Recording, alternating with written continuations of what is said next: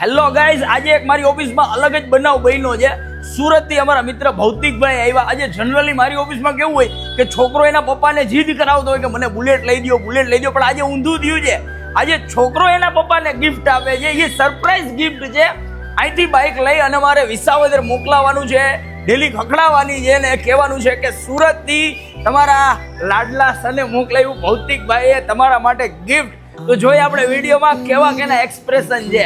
બાલાજી બાઇક્સની ટીમના છોકરા રાજકોટથી વિસાવદર ભૌતિકભાઈના પપ્પાને બાઇકની ડિલિવરી દેવા એ આવી કડકડતી ઠંડીમાં નીકળી ગયા. ભાઈ સાચું કહું ને તો અમને આ બુલેટમાં કમાવા કરતા છે ને જે એક કાર્ય હતું ને એ કરવાની કંઈક મજા જ અલગ હતી.